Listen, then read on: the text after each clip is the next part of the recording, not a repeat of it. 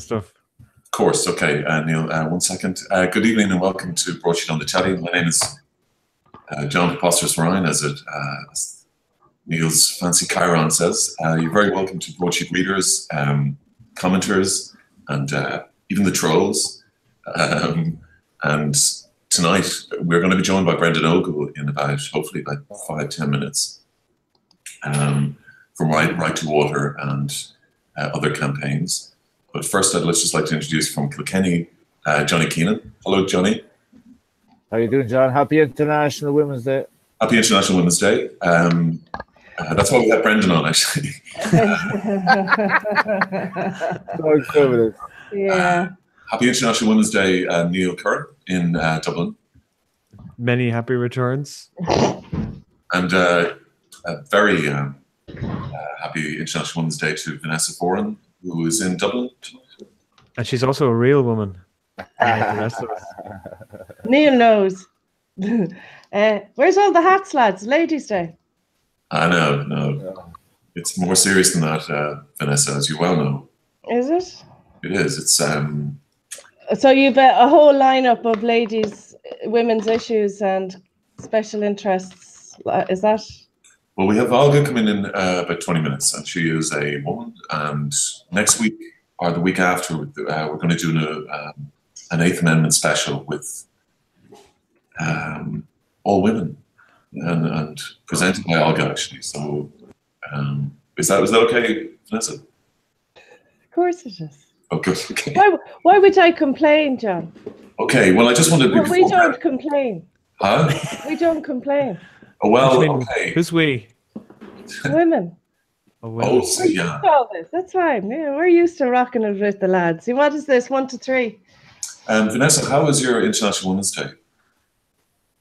It was just like any other day. Was it? Yeah. Nothing special. Nothing more feminine than usual. Oh, you noticed I got my hair blow dried. Is that it? No. Is that an annual thing for you? No, I do get my hair done a bit more often than once a year, John. Now, this was an appointment I had last Thursday, but it got cancelled because of Snowmageddon. So they moved me to this Thursday, even though. So I just said, here, I'll take the afternoon off. Oh, very nice. Well, just speaking of Storm Emma, last week we were reporting live from the catastrophe that was this storm. Have you recovered, Johnny? Yeah, just about. Cabin fever did set in, John. Has to be said. Jinx was very disorientated. When I did bring him out, it was 1.5 feet of snow. Jinx is only like 0.5 foot high, so he was doing a lot of jumping to get through the situation. The town park wasn't open to us. I had to go to Jenkinstown in the mud, so I had to wash him a few times. So yeah, it was quite a big ordeal over the last few days. But just when we thought we were over it, there was more snow on the ground in Kilkenny this morning. Really? Yeah, but it's gone again, so I think it was just teasing us. Okay, Neil, have you recovered from the storm? I'm got PTSD because I still have snow, a bit of snow in my garden. I slipped in the remnants of the snow today. Did you get it on camera, Neil? It went. I tried to get my phone out of my pocket as I was falling. And then it didn't happen. But it happened in slow motion though. Did you slip on ice, Neil? It was a big. Well, I don't know what you call it at this point. It was like melted, slushy snow in the garden. In the garden? What are you doing? Just running around the garden? Well, I was taking a shortcut to the car by walking across the grass. And was it bones broken or anything? Nothing? No, I managed to save myself. It was a joyful moment. Hello, welcome to Luke from Porto in Portugal. Luke Brennan, who's an entrepreneur who has you created, Luke, the Magus stylist, didn't you? The Magus. I didn't create the Magus stylist. I actually worked with a guy from Tullamore who Johnny may know. I don't know. Actually, no, I don't think it is. But Well, there's two guys, one from Carlo and one from Tullamore, and they designed. Luke, could you put on your earphones, please? I am wearing earphones, yeah. Oh, okay. They're just black, so you can't see them. But they like in college at Carlo, they designed. They saw the iPad was coming out, and they thought a magnetic stylus, which sort of attached onto the iPad, would be a good idea. And so they went about it, and this is during their final year. They launched it then, and they had a sort of initial sort of interesting response, but then they found that there was a US website called The Verge who did a review of all the styluses around, and they found theirs, which is modeled. I should have one here, I have one downstairs, but is modeled on a carpenter's pencil. It's a very very nice, well balanced, well designed piece of aluminium with rubber grips on it, and they found it to be the best one in the world, and they said that on the website, and it was a fabulous success story. They went, from selling sort of like 5 a week to 10 an hour. It was an amazing success. And Noel, who's the lead designer there, he's actually he works with Sean O'Sullivan now. Then with they have a hardware accelerator down in Shenzhen, and he helps design there's a lot of Irish companies now with Sean O'Sullivan, SOS Ventures. Oh yeah, the Dragon. Yeah, exactly. The guy from Dragon's Den. Yeah, I mean he's supposedly the guy who coined the phrase cloud computing. So he actually came to Dragon's Den with real pedigree, which is unusual for Dragon's Den in Ireland. He really had done things. Don't be bitter. I'm not bitter. I just compared to there's a lot of people who have done well a bit out of grants and haven't actually done an awful lot. Who are sort of appearing on these sort of shows, and but like what I'm trying to sort of laud him in that he actually sort of had in the mapping area done real sort of a development and had sort of come out with it. With a couple of quid, and then has developed his hardware accelerator. They're doing some very interesting work now. They've got the hardware accelerator down in Shenzhen. They're doing work in biosciences. I saw down in Cork, there was 2 students there during the week had developed. I think it's a non-dairy milk, and that's another project that they're backing. So all sorts of stuff from hardware right all the way into bioscience. It's fascinating. Well, look, it's beautiful design. So to get back to the Magnus stylus. Yeah. So I met up with Noel from Magnus maybe a sort of year into their story, and we were doing some development work ourselves, and I was looking for someone who had some good sort of design skills, and we decided to sort of work together in terms of we were good at selling online, and he was good at designing. So we've given them a hand with the promotion of the stylus since then. So that's the connection there. Great. It's actually, well, more than that, I've sort of very much enjoyed the thing that actually got me back into drawing was, I kind of got involved with the product, mainly because I was actually interested in drawing on the iPad myself, and I hadn't found a sort of suitable product. It was a bit like the Remington Steel guy, remember, who sort of... he built his small company, yes. He liked it so much, he bought the company. Exactly, yeah, it was like that. Rather than buying a company, I just got all the work.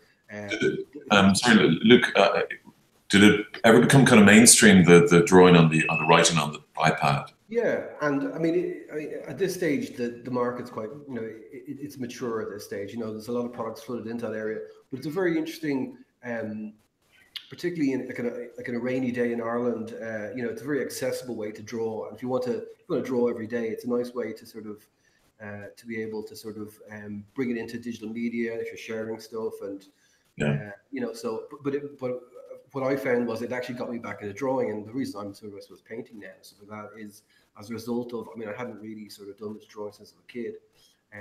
So yeah, no, I really enjoy it. Well, it's the Major Stylist. We put the link underneath in the description for the show. Great. Okay. Okay. Thanks, John.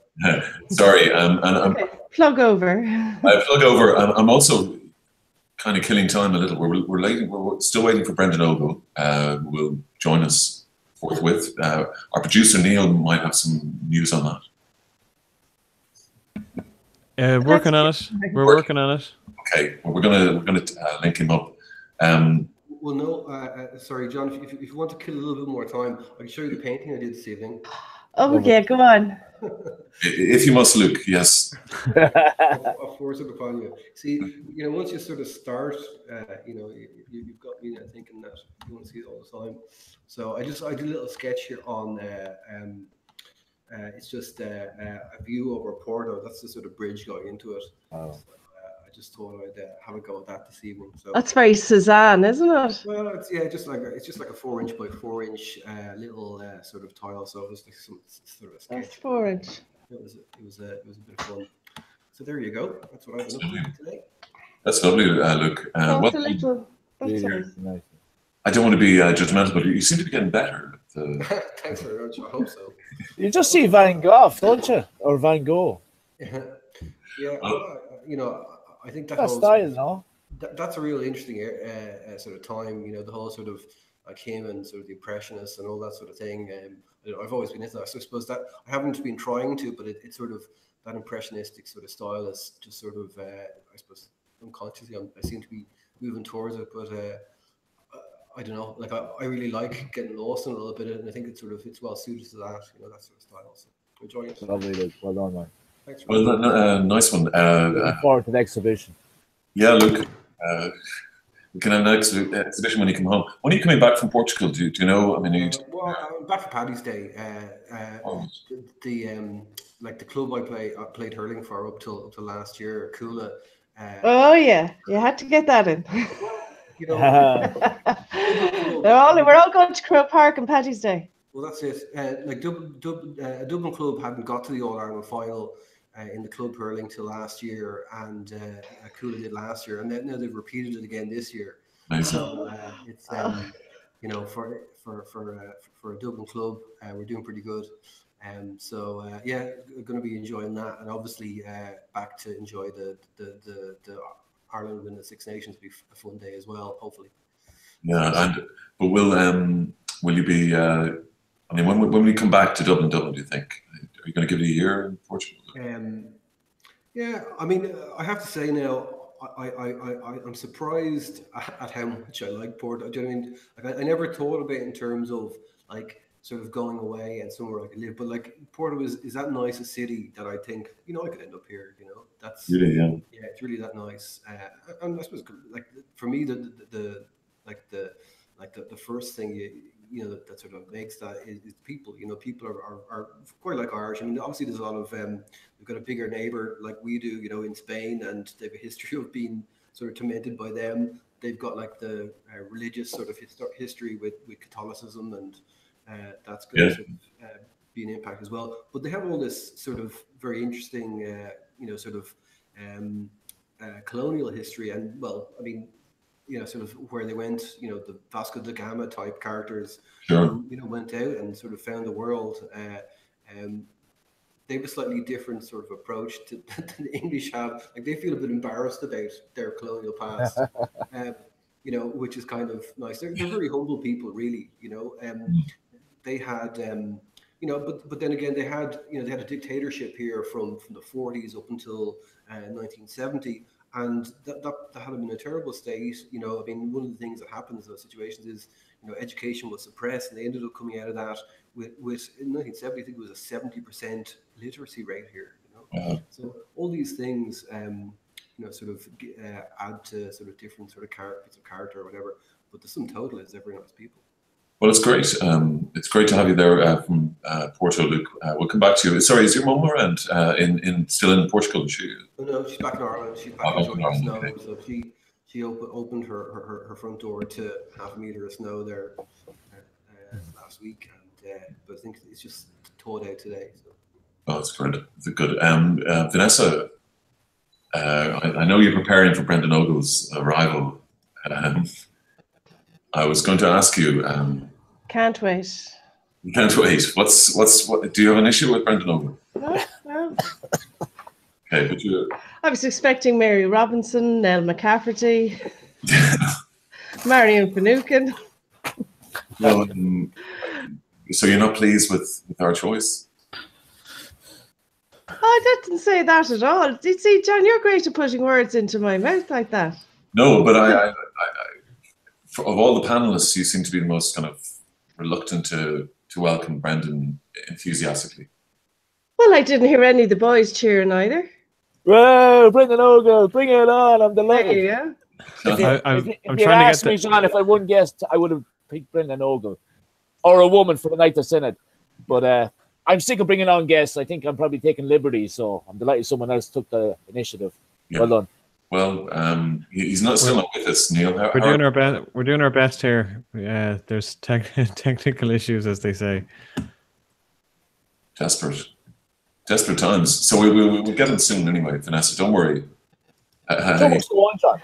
You can sharp your talons. Hey, no, come on now. You let on that now with Derek Mooney the last time, and it wasn't that way at all. So stop it. I mean, it did kind of backfire, but I thought your argument that you don't interrupt was a little, I don't think you can stand by that one, to be perfectly honest. Well, I tell you what can't stand up is Mr. Mooney saying he couldn't get a word in for 100 and whatever, an hour and 20 minutes. Did he say that? Oh, no. He said live. He said I couldn't get a word in as he was saying goodbye. Oh, as he said. But he gave up a dinner that evening, so I mean. Oh well, Well, no, I mean. Surely we're worth the fish and chips, Too much come on, and then he kind of. Chicken supper. If you let him in through the door, you gotta let him in through the door. Such. Well, I think we should make all the guests come on from a bed. Do you remember the late Paulie Yates used to do interviews from a bed? Yes. Like in bed I with think the Madonna. guests should do that. Be like in bed with Madonna, but except with Derek Mooney. Okay. That could be. I mean, it's it's a fallow season, new television season. That could be a pretty good goer. So Derek, we want Derek to come back though, Vanessa.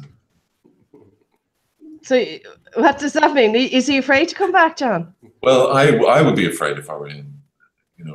You can be quite. Do you know what? You send me the link, John. You don't have to. Your gaff, your rules. John, I thought it'd be very easy to get someone from Leo's PR on the show, because that's something they do. Yeah, they're a little bit busy, I think, at the moment. We could have got Mary McAleese, because I thought she was going to be in the Vatican, but they didn't want her. We should have asked Mary McAleese to come on. Or Martin McAleese, and we could have asked about the Nightlands and the Empire. Well, did you hear? Did you hear? Then you'd be at a 5-to-1 gender quota. Neil, perhaps you could rescue us, and you have. Well, let me show you something from. Let me screen share something today that Aer Lingus did. If you throw us over the control room, John. I will. 1 second. And excuse our technical. We'll cut to our commercial break while. Yeah. I have okay. So Aer Lingus did this thing today to mark International Women's Day, which was really nice. But given the I don't know, can you see that now? Yeah. Given the massive backlash they've been receiving over their handling of the flight cancellations and the poor communication around it, I think that's kind of taken the goodness out of what they did today. But yeah, this Jamie Heaslip tweeted this. He wasn't the first person. So priority boarding for all women today on Aer Lingus flights. That was. Do you know what? The whole thing is so patronising. Yeah. Why not, Vanessa? I that as well. Sick of that. Well, why should they just make it? Why should they just kind of go overboard on one day? Why can't we just have fair treatment on 365 days? Why do we have to piss off? Do you not want priority boarding, Vanessa, the next time you're at your flight? But in the same manner as anybody else would kind of get priority boarding. First. Like what? Why should Aer Lingus be arsed on a day like today? What's their board profile? How many women are pilots, transatlantic pilots? How many women are in senior executive posts there? It's a cheap publicity trick. Aer Lingus have they do, aren't they? Go on, sorry, Neil. Ladies first, as Aer Lingus might say, That's Vanessa. true. Ladies first.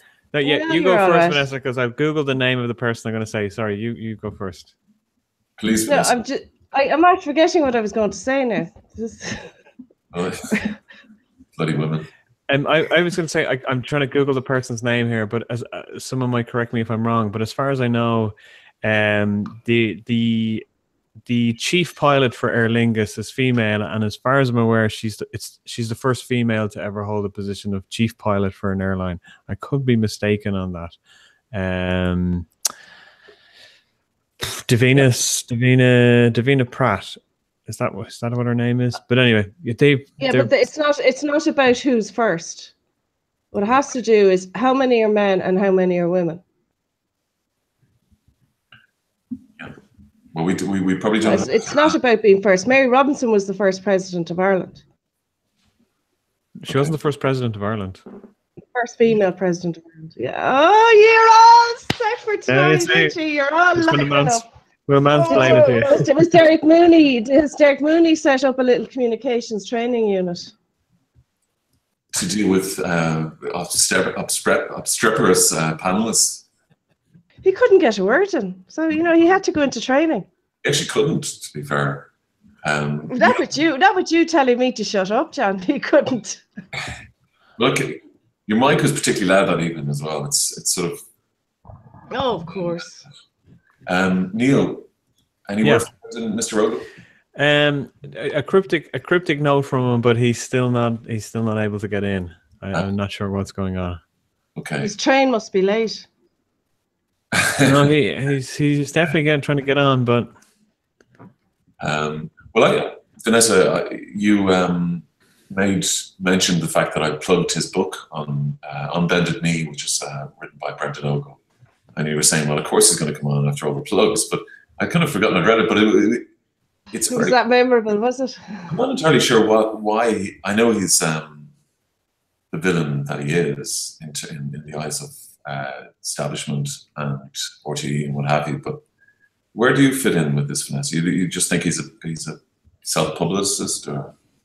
No, I think we actually, and I think I might have said this on the show before, I think our politics are very similar.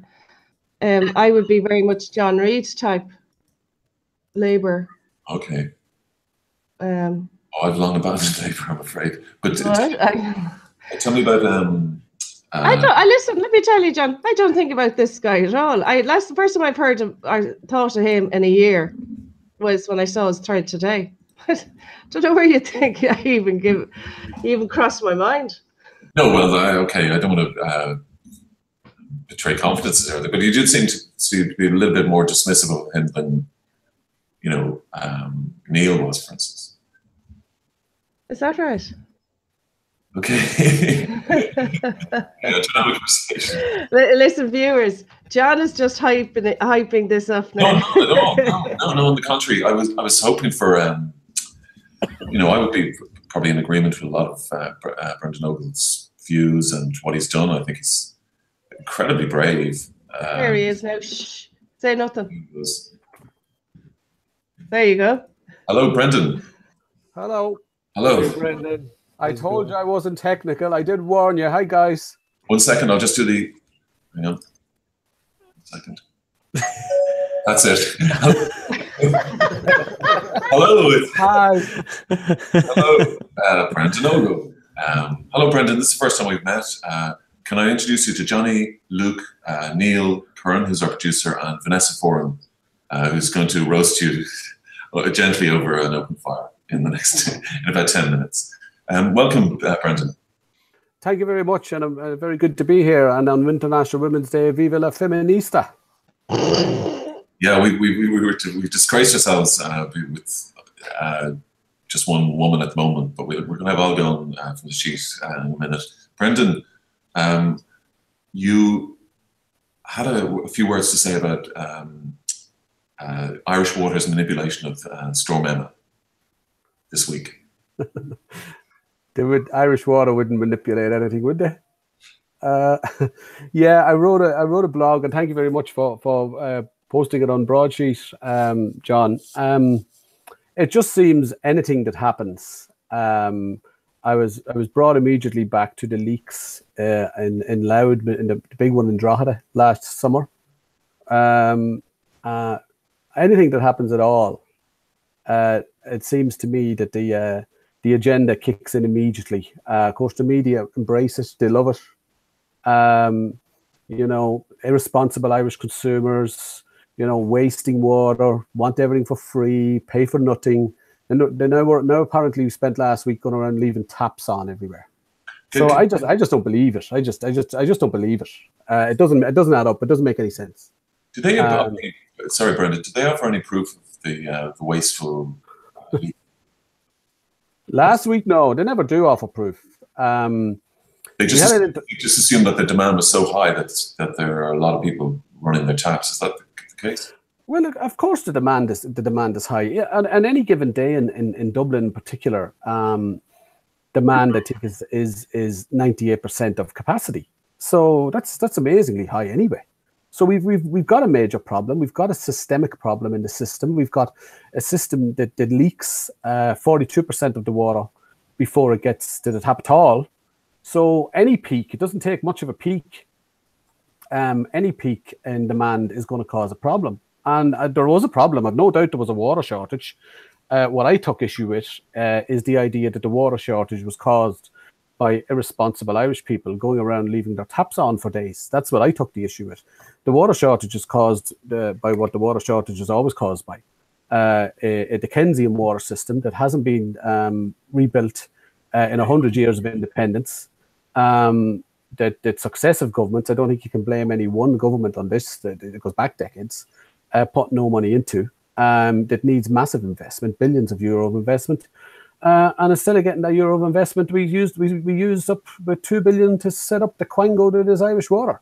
So what should they have said? I mean, rather than the wasteful customers, what was the reasons would you have given for the absolute over demand yourself? Well, I don't know what I would have said at all. Like electricity, for example, there were as many customers. It struck me. I worked in electricity for a while. Well, at least on the union side. Making the gravy, were you, Brandon? There was as many customers cut off their electricity in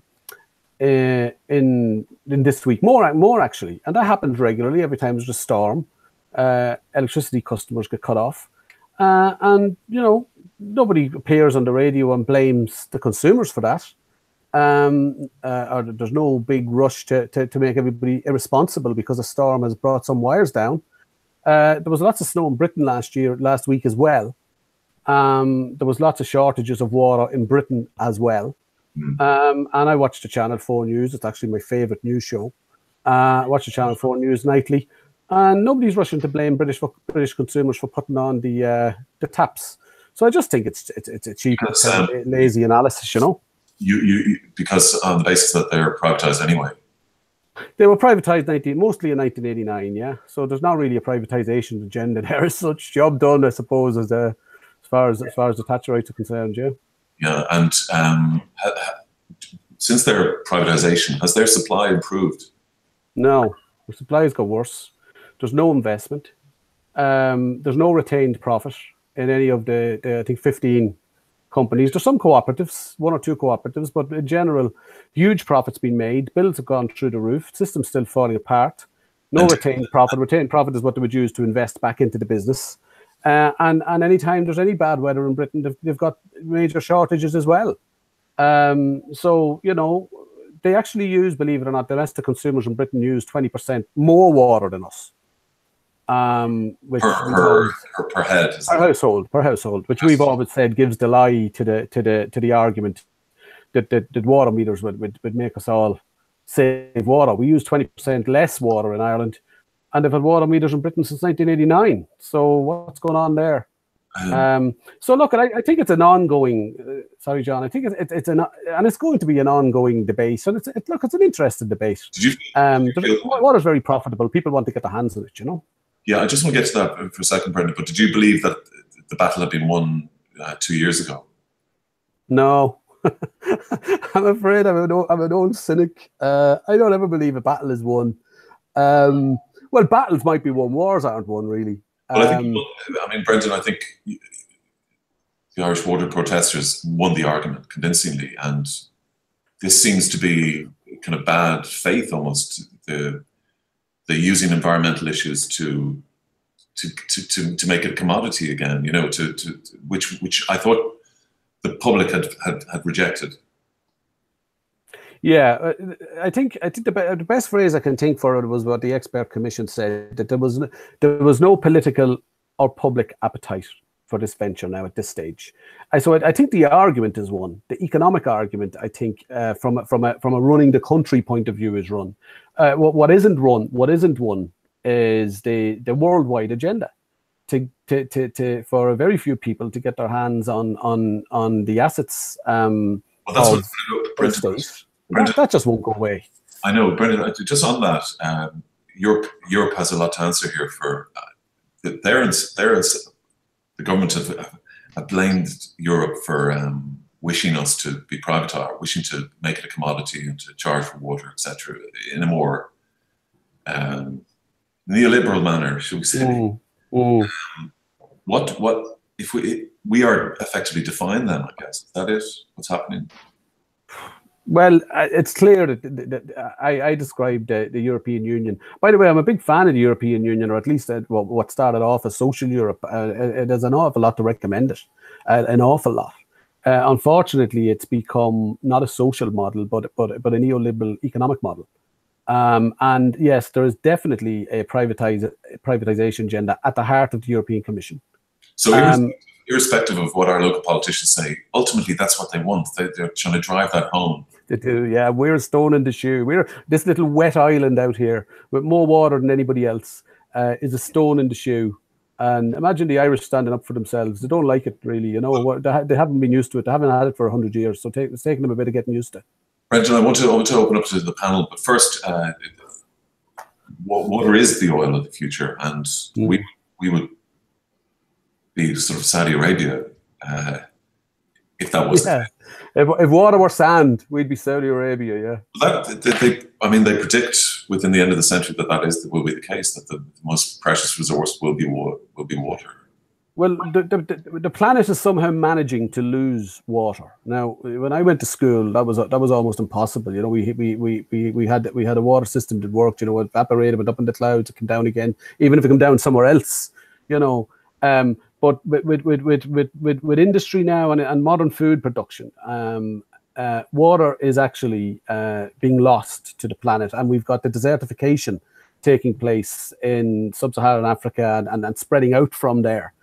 So globally, there is a water problem and there is a water shortage, and there is a real conservation issue. Anybody that's reckless about water or reckless about the conservation argument really is missing the point. There is a conservation argument about water. We do need to be careful. We do need to protect it, not to use it, to be careful about it, not to be leaving taps on, not to be reckless, not to be, you know, washing all our cars and filling all our swimming pools and all the things that Irish Water keep telling us we do. We need to stop filling our swimming pools, guys. But really what we need to do is have an honest debate about how we have a system that works in Ireland. And I just think there was after been a lot of money wasted on setting up a Quango. If that money was put into fixing leaks, we'd be a lot better off. Okay, I'm going to open it up to the panel. Brendan, it's great having you on. You're very welcome to join us. Vanessa, would you like to ask our guest anything? No, but just to let you know, Neil has dropped off. Why? Because it's apparently he didn't like Brendan's remarks about ESB workers, and they've a power cut out there in Leopardstown. No. Oh yeah. What is he? Is he left in High Dudgeon? No, they have a power cut. Oh, a paraca. Oh God. Okay. No, but I would agree with Brendan, and I think I was never in agreement. I'm in agreement with metering, because I do think we need to manage water very differently here. But I was very against the whole Irish water thing. I used to think it was just a setup for the useless and their children, to set them up in, like ESB gigs and, all these old semi-states like RT, and it was an extraordinary waste of money. Which, Brendan, you come from, essentially, don't you?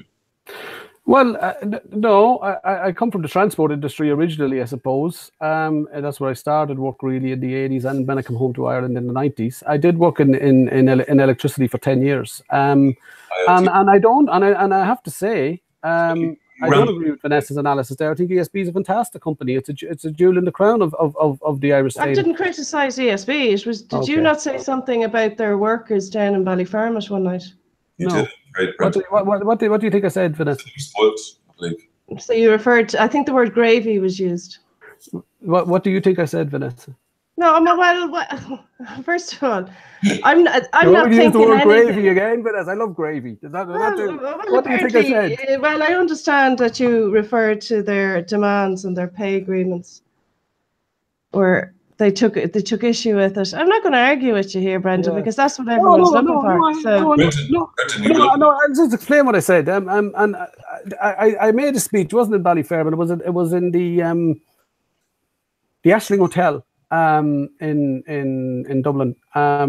It was at the time of the crash, and it was a general speech that I was making about the fact that there was no protest taking place in Ireland at that time. This was 2008, 2009. I think the speech was actually 2009.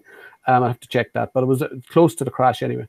And I was making the point that there was while things were happening in France and things were happening in Greece and there was things happening all around Ireland, there was no sense of the Irish fighting back. And indeed there wasn't. I call this national collective trauma. We were shocked by what happened. And I did make the case that the trade union movement, and I'm in the trade union movement, but I'm probably as popular in there as I am among the right, because I was making the point that the trade union movement should have led the fight back. Sorry, what do you mean by fight back, though? Fight back of what? The trade union movement should have led protests against the austerity agenda. It should have held the government to account in terms of agreeing with the memorandum of understanding. It should have protected. No, I would agree with you there. But what's that got to do with ESB pay rates? Right. Well, but that's the speech I was making, and the speech. See, that's why I asked you to see what did you think I said, because I'm explaining what I said. The speech I was making was that the reason why the trade union didn't do that is because for 30 years. The trade union movement were persuaded to enter into social partnership agreements with the government. So there weren't a movement of resistance. There weren't a movement of fight back. There were a movement that was subsumed by the state, and they agreed to that sort of social to peace and tranquility and no strikes and all that for low income taxes and relatively low pay rises. And I did make a statement, which I subsequently apologised for, that some workers seen that as that they were getting gravy and the government were getting gravy and the whole lot. And I've been involved in this game for 30 years, and I said a few words that I regretted in the speech, and there you go. But I actually would agree everything you said there about how the trade union movement kind of just sat back on the collective bargaining and let benchmarking do the job for them. And I would absolutely agree with you there. Yeah, that's what happened, Vanessa. To be honest, the movement was and when I got involved in the water campaign in 2014, I went into parts of communities who were protesting meters in places like Edenmore in northeast Dublin City, and they were kind of saying to me like, "What are you doing here? You're a union guy. And your unions abandoned our communities like 30 years ago. Yeah. So what are you doing here trying to help us now? You went off with the government and done deals, that damaged our communities and isolated our communities. And you know what? They were right. Yeah. But Bertie Ahern would say it was the collective bargaining that allowed them develop, and that created the Celtic Tiger sort of around the 94, 95, 96 time. You know, Yeah. as things suddenly, actually, full employment became a reality. Bertie Ahern would I could be quoting him wrong now, but I think he was pushing it down to the fact. He'd also say he won money in the bookies that he had up his chimney. Actually, we all have that. We all have that. Oh, we're not all thieves. Johnny Keenan is a fan, Brendan. Hi, Johnny. Oh, yeah. Fanboy. You're the one, Johnny, are you? How are you doing, Brendan? Yeah, great to see you. I always had a vision that we shared the one stage together. Here you are, Johnny. Johnny, can I excuse me 1 second? I have to go and run the tap for determined amount of time. I'll be back in 1 minute. Johnny, welcome. Yeah. Brendan, Johnny. Brendan, just I suppose on a few points, starting with the one that's in the domain, the water situation. It kind of, you know, from just being interest in current affairs, it just seemed very normal to me that Irish Water and the association with Dennis O'Brien just reeked, because we don't have to go too far back in relation to how Dennis O'Brien was able to get a mobile phone contract from a government minister. So when you make that association between a human right and a private company who's in the Forbes billionaire list this week as well, it's just, I actually rang Irish Water in Cork and I said, listen, I just have a question. I won't be paying my Irish Water, but the thing is it possible that down the line that it will be sold if it's not in our constitution? And the guy who was just in the telesales position said that's quite likely. So my answer was made there and then. And I think an awful lot of people that got out and fought against Irish Water, because they were paying tax already. So Irish Water was being paid for. Our water was being paid for. So when they bring in another entity and bring Dennis O'Brien into that as well, as I said, it's just reeked. So I think where the Irish Water question is now, and I do agree that in future years there will be tankers coming in from the Middle East to collect water, and if it's privatized, it'll go to the highest bidder, and we won't have it. So the next thing is, and I know it's doing the rounds on social media in relation to an uplift, what do you call it, petition in relation to having this. When is it going to be a referendum or not a referendum? It probably is a referendum question, actually. When is it actually going to be in our constitution that Irish Water belongs to the Irish people? And also, can you tell us a bit about the housing situation? I know there's a big march planned for April, because that's something that obviously is ongoing as well. But the privatisation, that's a big thing that once again, the mainstream media don't want to look at, because obviously Dennis O'Brien owns half of it, and RT just don't want to upset the apple cart. Well, the RT, I just want to move on to the RT one, actually, Johnny. The reason RT are so reluctant to, I think, during the Irish Water protest, to provide anything like balance was the fact that their model is basically the same. Essentially, you go to jail if you don't pay us. Yeah, but they don't have revenue enforcing their license. They just have ads every other hour. Well, on the water referendum thing, and I'll answer the march and the April march if you want. I won't be on it, and I'm happy to explain why if you want me to. But sticking with the referendum question, yeah, I actually do. I honestly believe that unless we get a constitutional amendment protecting the ownership of our public water system put to the people, that at some point it will be privatized. I do believe that. At the moment, there is Joan Collins has a bill which is at the third committee stage. It was supposed to be voted on today, but it wasn't again. It's put back another week, but that's okay as well. My read of that, and it's only my opinion, I don't know if it gets through the third committee stage, a referendum bill will follow.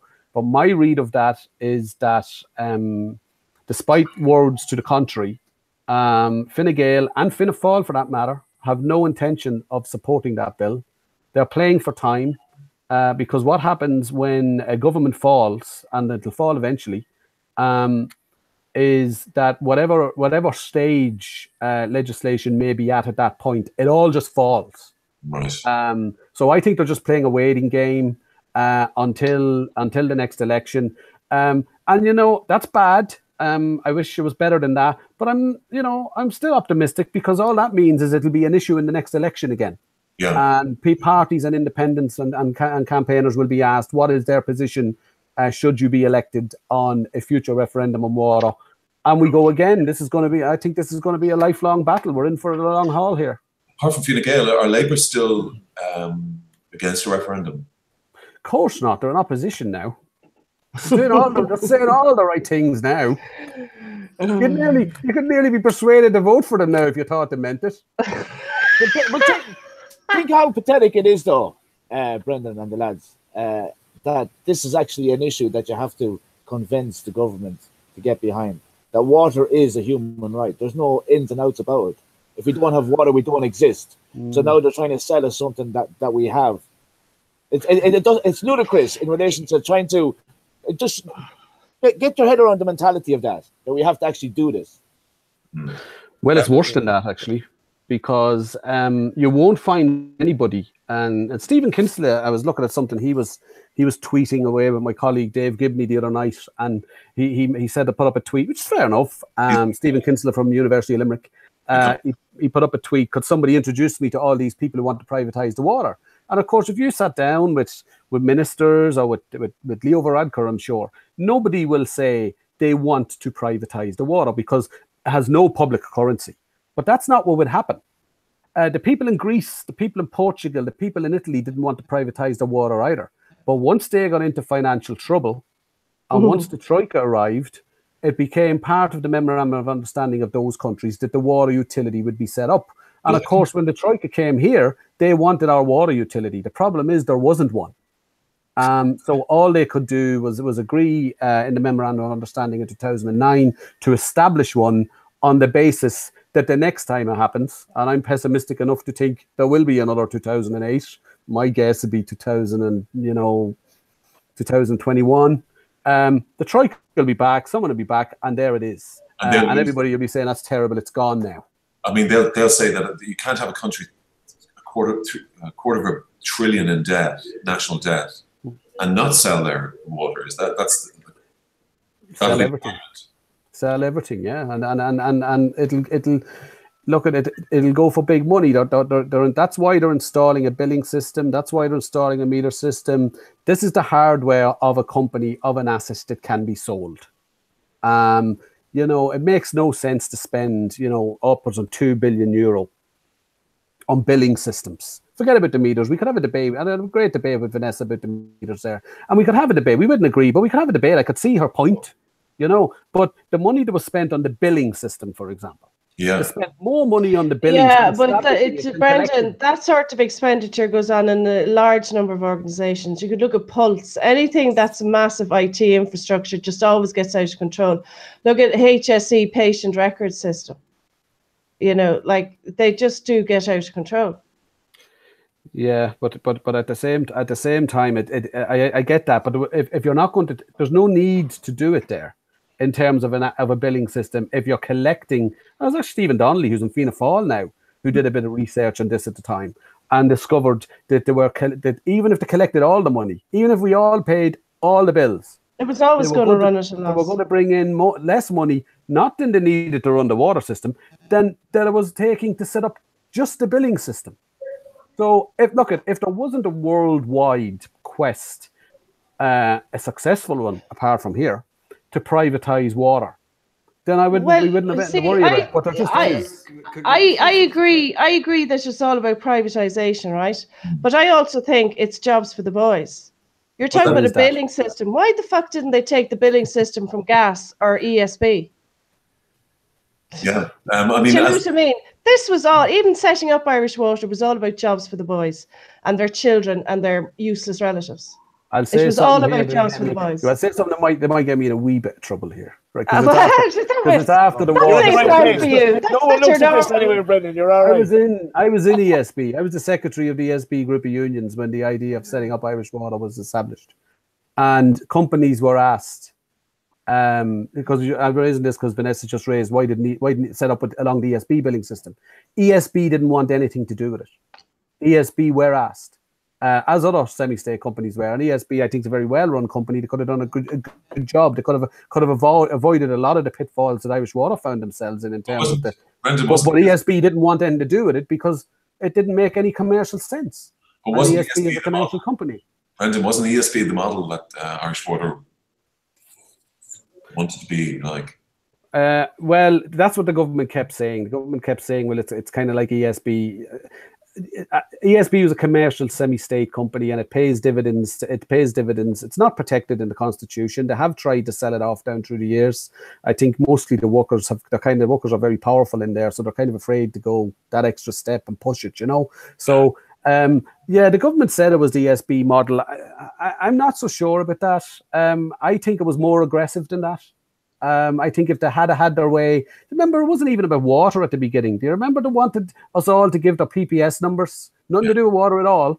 They wanted to collect all our PPS numbers and they wanted to sell them off as an asset class. So this was aggressive neoliberalism, and they thought they'd get away with it, of course, in 2014, because they got away with everything from 2008 to 2014. Why would they not think they'd get away with it? So I think they went in too hard. They went in too aggressive.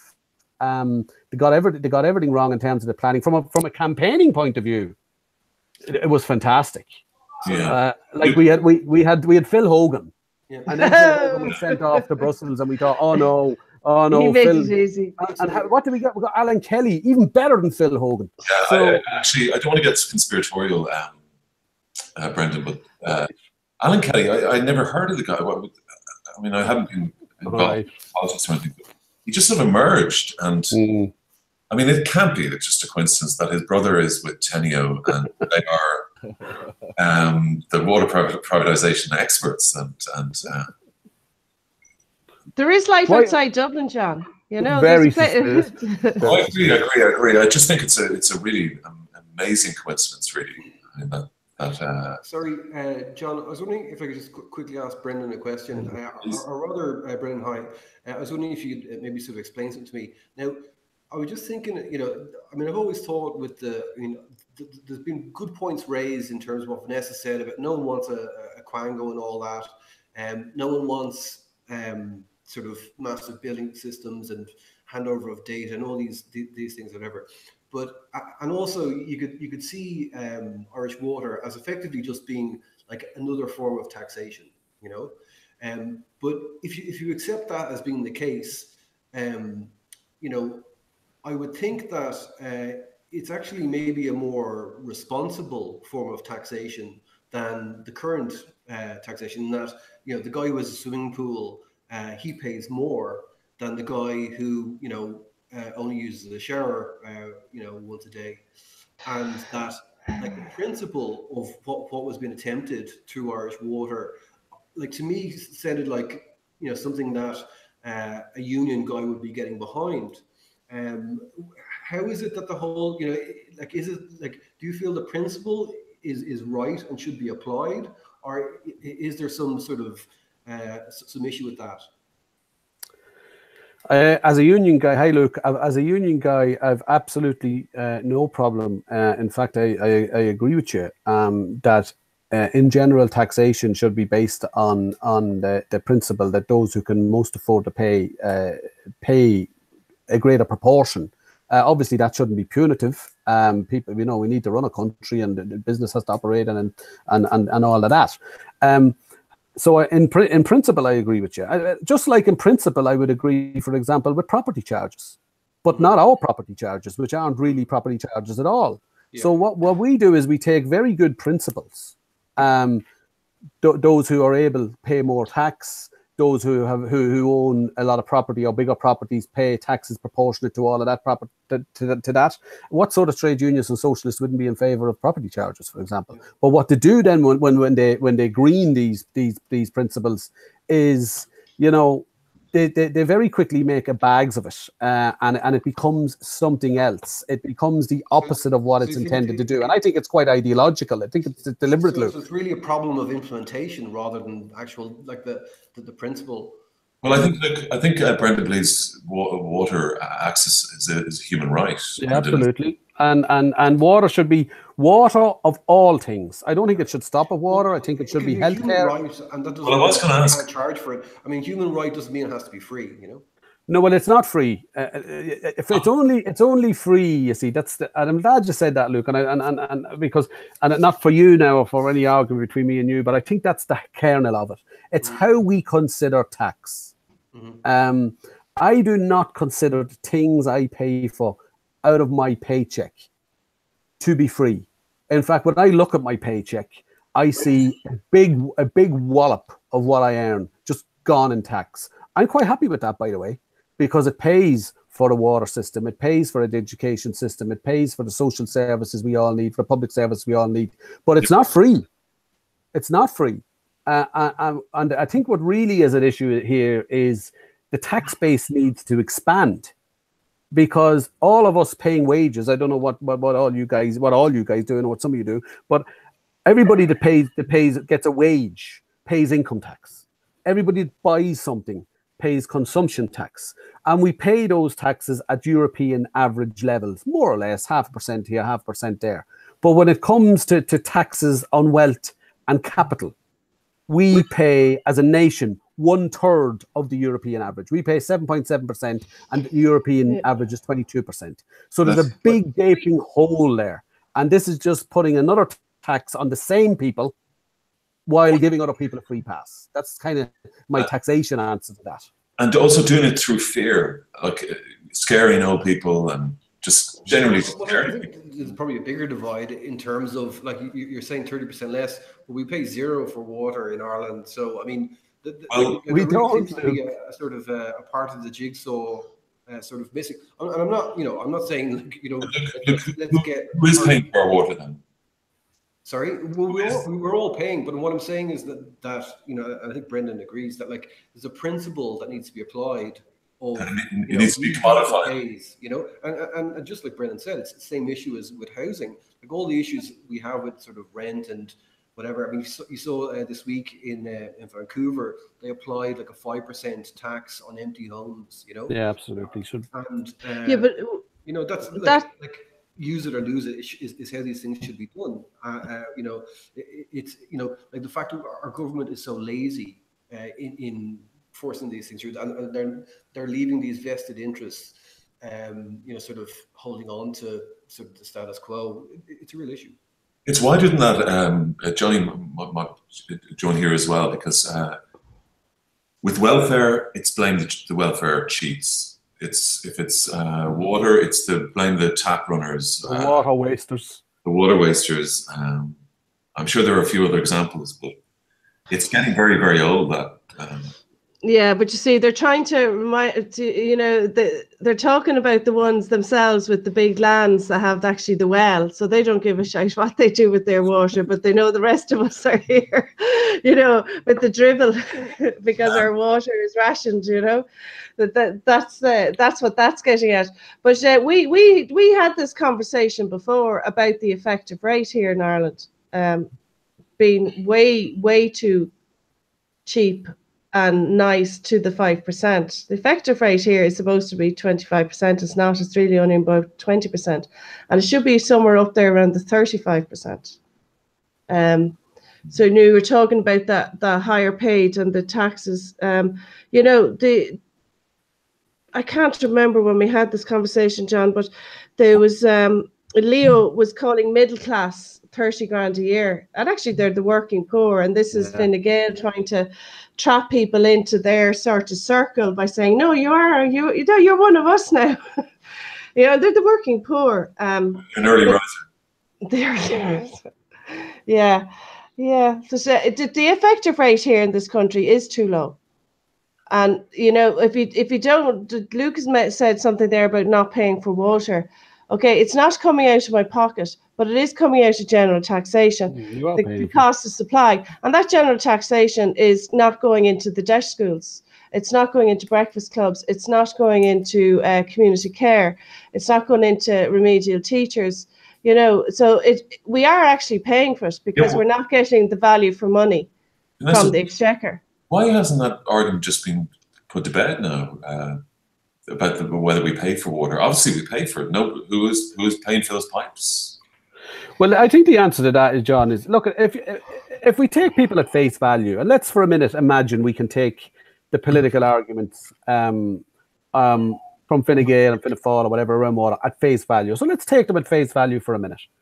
If it was about how we pay for it, how we charge for it, whether we use meters or not as a conservation measure, how we fix the leaks. If it was about that and only about that, and if, as they say, nobody ever intended to privatise it, if it's just about that and you were the Minister for the Environment or the Taoiseach, what's the first thing you do to get people off the streets? Because I tell you what, I'd have to think about this now. I would have to think about this. If they put in our constitution, or at least give the people the choice of putting into the constitution, a protection for a public water system to be protected in ownership as a constitutional right. If they did that, then that removes an awful lot of doubt and an awful lot of mistrust about the neoliberal privatisation agenda. Yeah. I could imagine all sorts of conversations taking place then once that fear was removed. So if you were genuinely worried about these issues and you were the minister in charge, you wouldn't be waiting for Right to Water or Joan Collins to draft a constitutional bill. You'd be doing it yourself. You'd be saying, what are you worried about? The constitution? We'll sort that for you guys. That's what you do. The fact that they won't do that, the fact that the Right to Water campaign had a draft of legislation.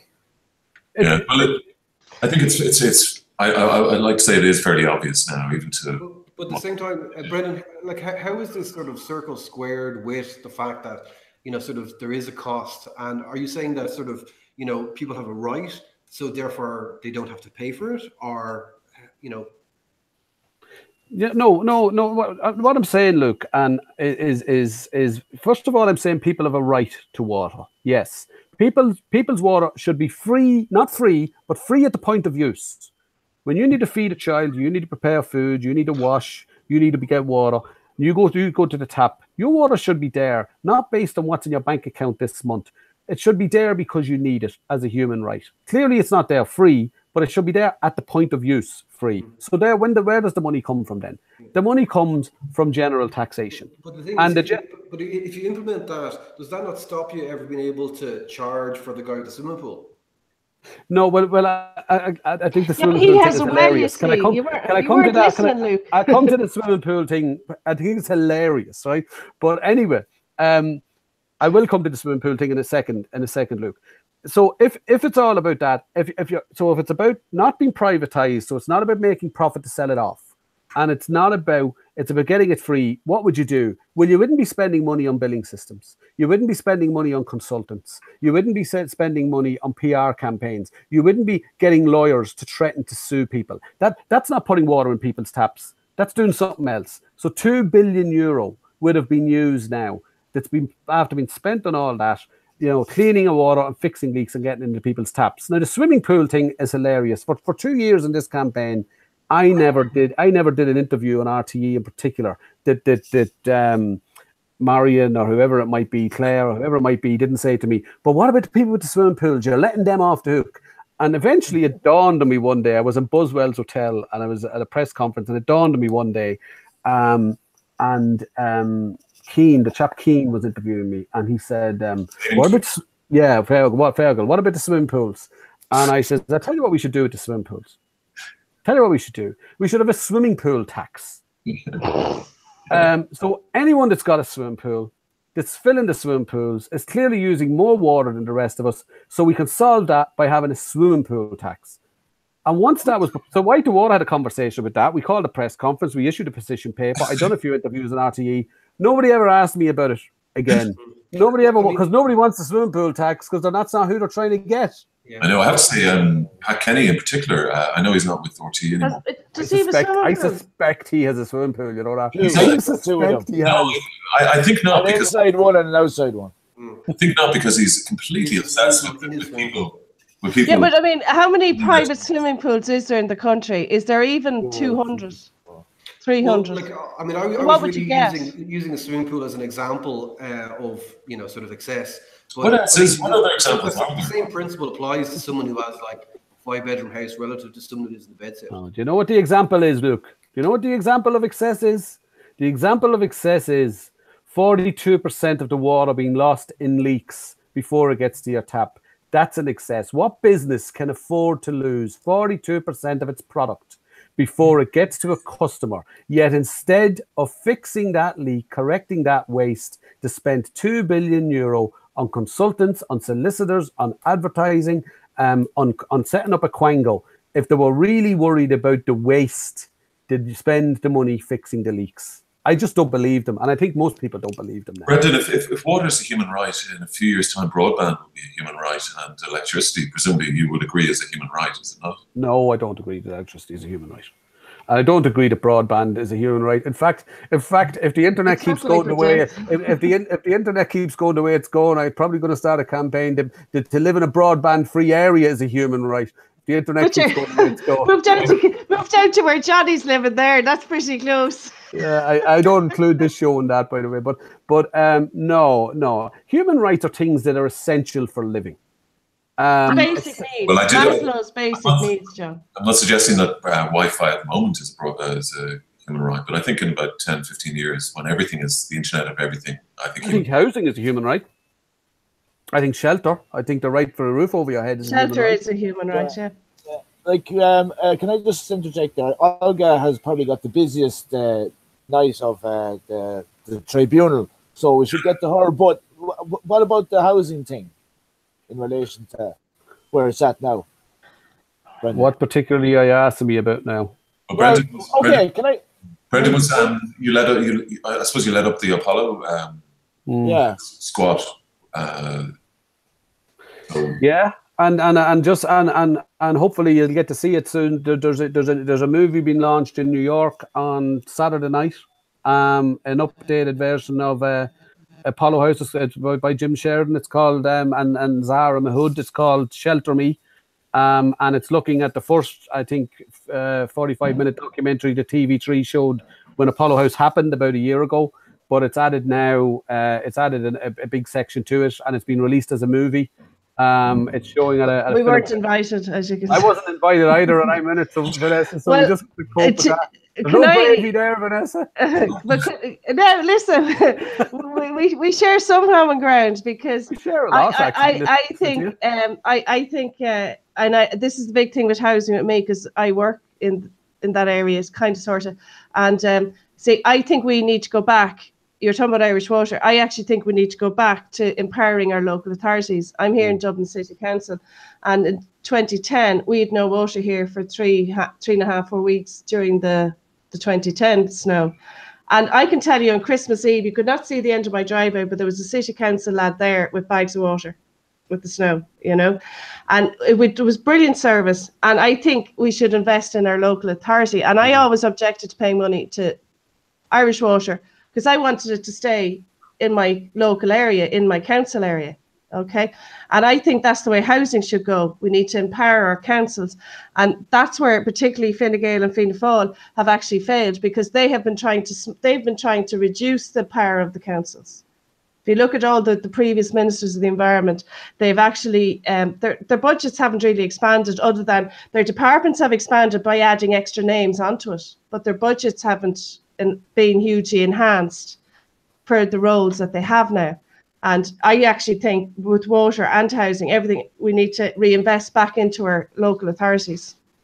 Brendan, finally, just on the water thing, are you going to parlay this into a political career now?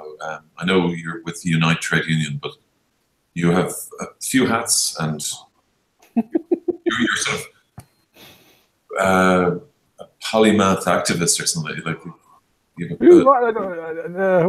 is that a compliment or an insult? I have to look that one up.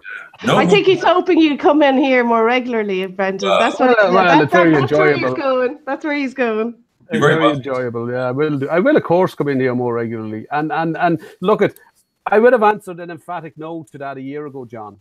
To be honest, I think And it's a different debate, maybe for a different night. But I think there are changes taking place in the Irish political landscape in the last 12 months. For example, and I'm not being critical of anybody, and I try not to ever be personal because they're legitimate debates. I think Sinn Féin made a decision. Did they, on the coalition issue, the potential coalition issue with Fianna Fáil and Fine Gael, they made a decision at their Ardesh in 2017 that they were open to coalition with either of those two parties, even as a minority party. That was a difficult debate for Sinn Féin. It's a debate that was going on within the party for some time. I'm not going to make any comment on that decision other than they made it.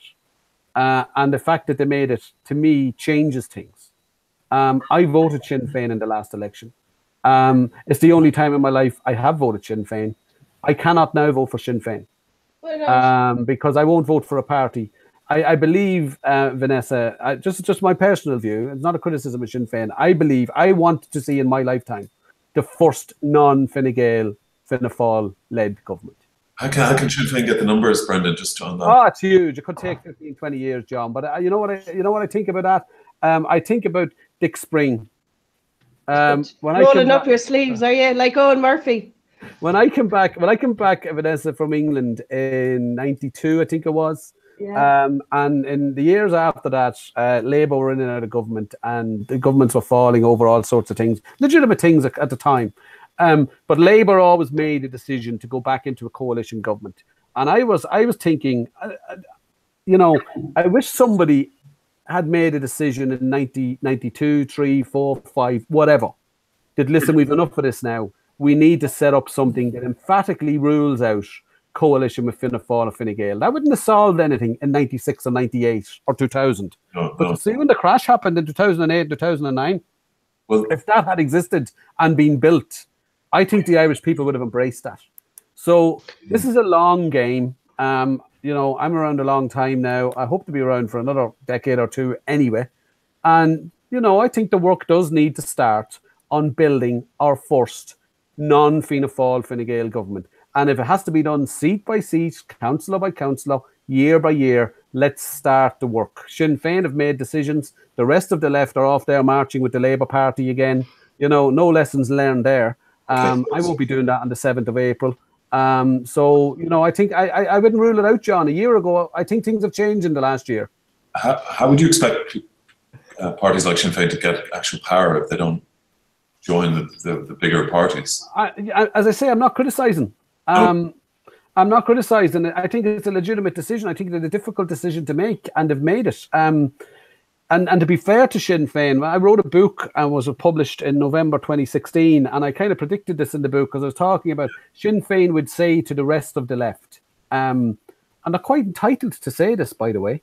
Sinn Féin would say to the rest of the left, we are going into coalition now with this or this, Fianna Fáil or Fine Gael, because we want to be a party of government. And they've always been very honest about that. They've always made it clear they want to be a party of government. And I admire them for being honest about that. They're not just an oppositionist party shouting from the wings. They want to be in government, and they've been clear about that. And I did say that unless the left, the centre left, or whatever left you want yourself, come together and give Sinn Féin a potential coalition partner on the left, Sinn Féin will be almost forced to the right in order to get into government. And that's what's coming to pass. You won't vote for Sinn Féin. Who will you vote for in the next one? I really, John, and I don't want to be smart about it. I think if there was an election tomorrow, I'm speaking to you from Swords, North County Dublin, by the way. If there was an election tomorrow, a general election tomorrow, I would really find it hard to find someone to vote for. I'd be voting Claire Daly, who'd be running in this constituency here, I imagine. But I couldn't vote for any of the parties that exist at the moment. And that's a big problem. I think there's a lot of people out there like me who want to see an alternative, and no alternative has emerged, and they don't know who to vote for. They haven't got an independent. They're stuck. Do the SOC 10s appeal to you? Of the parties, I have a lot of admiration for Catherine Murphy and for Roisin. I think it's good for them that Simon found his or Stephen found his true home in Fianna Fáil.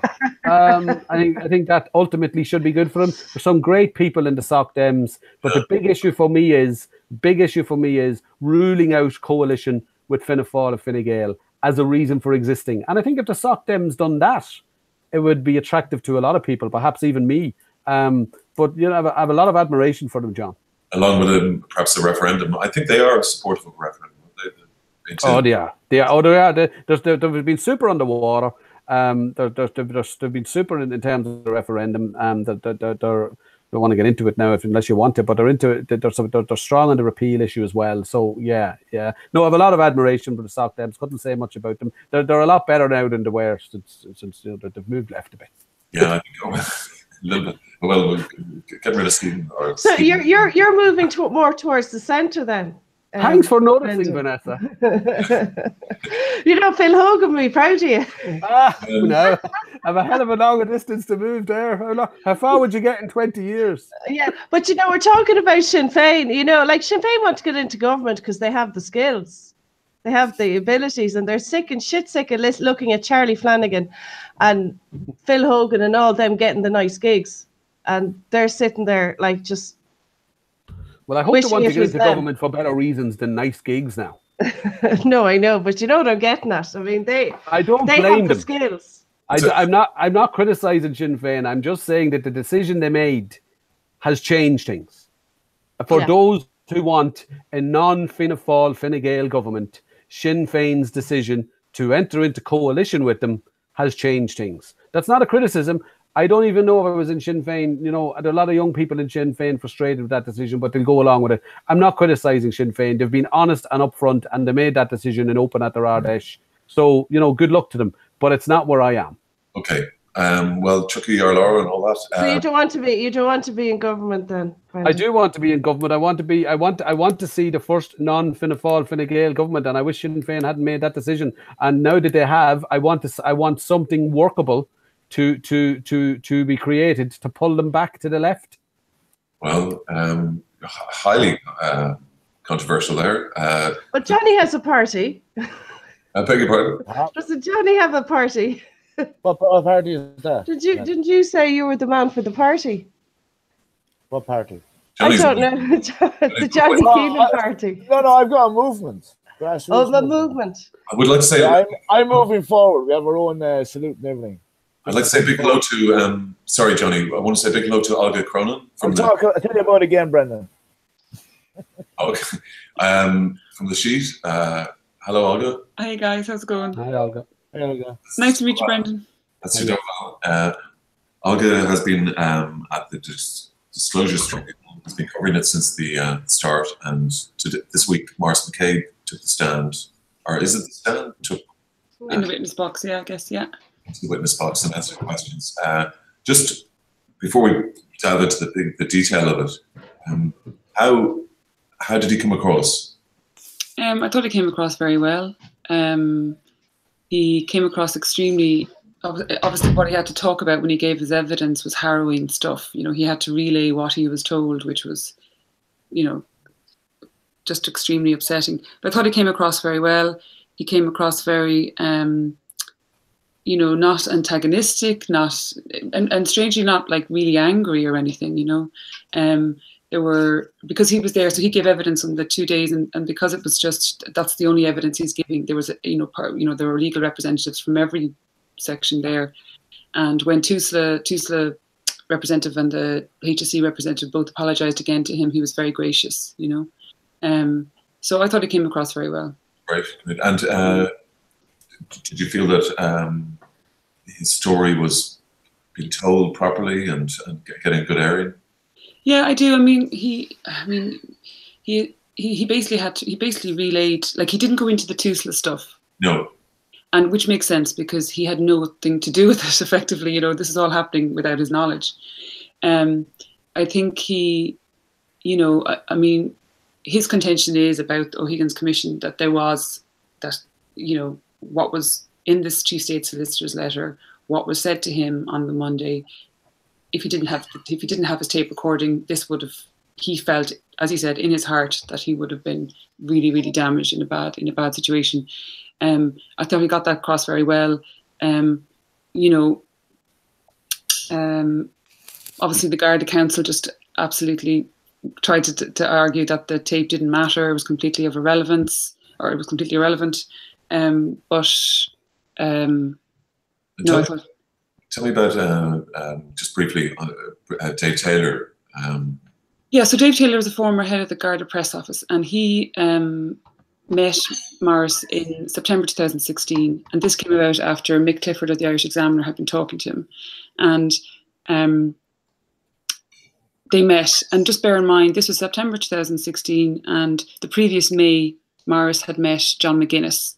And just maybe it's just worth saying that first. So John McGuinness told Morris that he had met Martin Callanan in January 2014 in a car park on the Naas Road, and said to him that Martin Callanan said to John McGuinness, "You're not to be, Morris McCabe is not to be trusted. He abused his kids and his nieces." And so this is what all his nieces.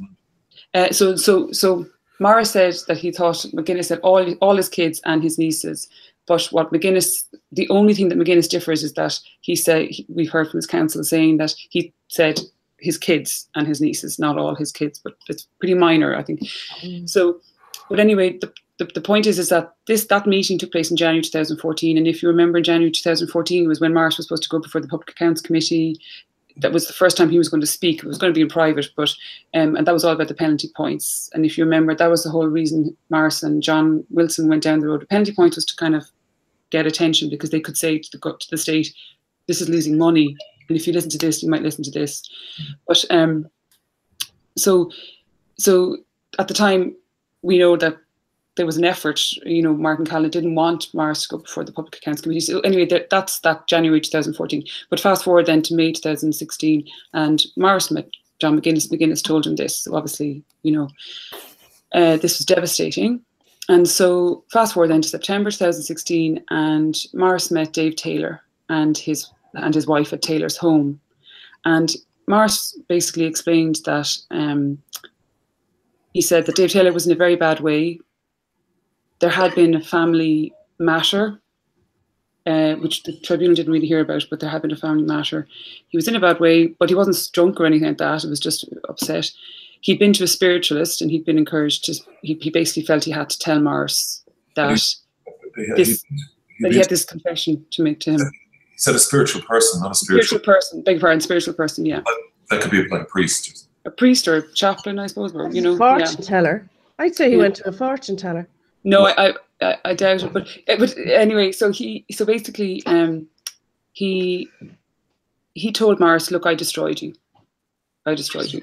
And Morris was like, "What do you mean?" And he said that he was under orders from Martin Callanan to spread the allegation, the Misty allegation, around to, or like this allegation that he's sexually assaulted someone, a child or whatever, to the press, and to journalists, Gardaí and politicians. And he said that Martin Callanan told him, so that it was through text messages, and Martin Callanan would compose the text messages, send them to Dave Taylor, and then Taylor would send them on. And then when he sent them on, he would send one to Noreen O'Sullivan, and she would reply back, "Perfect." And he said, Morris said that Dave Taylor said that that Noreen O'Sullivan was the pusher, and he said that Dave Taylor said that they were obsessed with him, that there was an intelligence file in Garda headquarters under the name Ushing, which was the name of a grandson of a senior guard in Garda headquarters, and that they were obsessed with him, and that he also said that Taylor said that Martin Callanan, this would happen when a positive story would come in the news about Morris, and that they wanted to destroy him, and that Martin Callanan would say to him, "Do him down, use your phone, ruin him," basically. And so that was Morris's evidence. And then the next day, the senior counsel or the legal representative of Tara Burns for Dave Taylor said that, Taylor's version of events is very different. And we did hear that Taylor is saying that he did spread the allegation by word of mouth, but he's saying that he didn't send any text messages, and that the hundreds of text messages that he was saying that he sent, that Morris was saying that he said, Taylor was saying, it's Taylor's argument that what he was referring to is that he was sending text messages about Morris's media appearances to all these people. Yeah. Which I have to say, don't really make sense. I mean, if it's a media appearance, you see the media appearance, it doesn't really. And also, he said that in regards to Maureen O'Sullivan being the pusher, Dave Taylor is now saying that in actual fact what he was saying was that Maureen O'Sullivan was pushing to get a prosecution against him.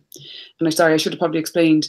At the time Morris met Dave Taylor wasn't working. He had been previously, I think just in the year before, suspended, arrested, and it was a big deal. He was, I think it was, it's been reported that he was like the most senior guard ever to be kind of part of a kind of a criminal investigation or whatever, but it went to the DPP, and eventually in February 2017, the DPP ruled that nothing was to happen. And this was in relation to, remember the leak, or leaks about Roma kids here in Dublin, wasn't it? Yes. I'm on the back of the story in Spain and stuff. Was it Spain? And basically, he had been arrested, and we know that we're told that phones were seized, his computer was seized, and it was Maureen O'Sullivan's husband who was in charge of that investigation. So, if you look at the sequence, you know, so. But he is saying that he didn't say that he sent hundreds of text messages. And the thing about Morris is that Morris said that he rang, or he contacted him the next day after that meeting, because he really wanted to, he was to double check about the text messages. And he said that Taylor said in actual fact it could have been thousands. Yeah. But it's interesting that so Taylor has now backtracked or just saying that this is what he didn't say.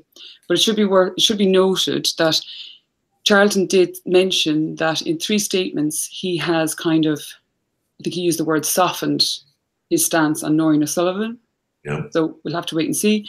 But it's worth noting that, and I know we did a post on it, but in Nick Clifford's book, on page 323, he wrote about this meeting and between Taylor and McCabe, and he said there were a number of strands to the campaign. He told the incredulous McCabe the most basic was the conveyance of hundreds, if not thousands, of text messages to media and Garda personnel, casting McCabe in a bad light. So obviously I can't speak for McClifford, but I'm guessing he wouldn't have published that or without getting, you know. So say so. We got an email around that time ourselves. It wasn't a text that we got. We got anonymous emails about Morris. Did we? We did, yeah, around that time. So. Gosh, I can't remember. Okay. Well, it certainly wasn't a text. And also, that's bizarre. Okay. And also, just to say as well, Claire Daly. So yesterday we heard that Claire Daly gave an interview on radio. I'm not sure. I think it might have been RT, but I don't know. And she gave an interview on radio, and she basically was talking about how. So this is after Taylor and McCabe talked. They both made separate protected disclosures to the tribunal, or sorry, they both made protected disclosures. The Garda recipient, to the confidential recipient. Yeah, exactly. Yeah, that whole process. And so it turned out, so then this news, it broke in the news, the Examiner, whatever. And then Claire Daly was on the radio, and she was saying that she had met these 2 guards. So obviously she was talking about McCabe and Taylor, and she recounted this business that there was a strategy to annihilate one of these Gardaí. And so McCabe was asked, "Did you meet Claire Daly with Dave Taylor?" And he said no. And he was asked, did you tell Claire Daly, did you give a copy of your protected disclosure to Claire Daly? And he said, no, never. So the question is then, okay, so who was the source for Claire Daly's info if it wasn't McCabe? So I suppose we'll just have to wait and see. Okay. I guess they'll give evidence, you know. I mean, I suppose Claire Daly did stand up in the door and talk about it. So we'll have to wait and see. Well, and God, that's quite a lot. The Martin Callanan stuff was really devastating, isn't it? It is really devastating, and like obviously January. I mean, that was the first. If you think about it, that was the first time that Morris was. You know, I think that was when his name was first kind of in the national press.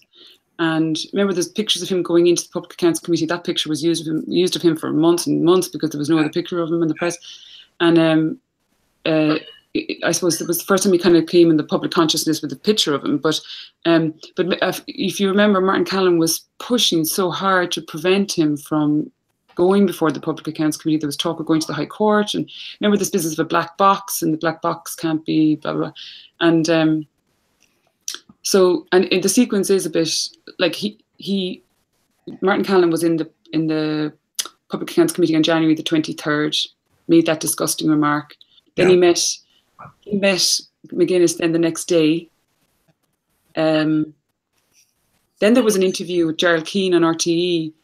Yes. Just a day later, actually, I believe, on the 26th, in which he accused Morris of not, and John Wilson, I think, of not cooperating with the internal penalty point investigation by Assistant Commissioner John O'Mahony, which is fascinating because that all was kind of connected to what was going on in PAC, and but they sued for that, and there was a settlement. I remember heard about that during the day as well. Gerard Keane was on the Marion Finucane show, and he was effectively like giving the guards, like he was effectively almost a spokesman for the guards, wasn't he, on that show? Yeah, a little bit. I mean, Calvin, certainly it seemed. Yeah. So we heard that Morris had wrote Gerard Keane an email after that, wrote him a letter or email, and we know that Gerard Keane wrote back, but those letters weren't opened or discovered in the thing, but maybe they will later. But and then also, so that's January, right? That he was being said this about not cooperating, and then in February, that's when Paul Reynolds did a report, which was of similar tone. Remember, it was in the afternoon. I think it was like 5:30 or something. Yeah. And then, the Sean Gallan, he's the senior counsel for RTE in the tribunal, and funnily enough, he was the senior counsel for the commission at the O'Higgins Commission. But he kind of said to Morris that, or he was arguing yesterday that Paul Reynolds did try and contact him, and that afterwards Morris gave a statement, and the statement was put out on prime time. So anyway, that's just a separate other thing. But yeah, we're going to go through. I mean, the Orty and Morris McCabe is a separate. It's a whole different. Yeah. How?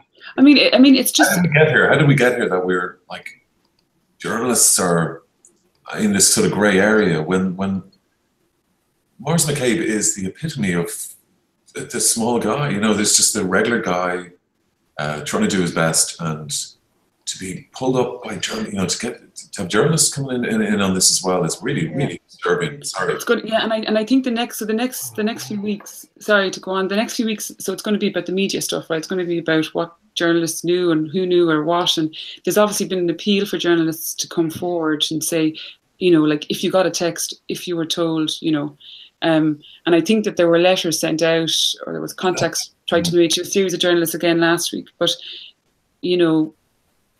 And Taylor's given the blessing, isn't he? He said, like, all sources can, it's not like... Yes, I believe so, yeah.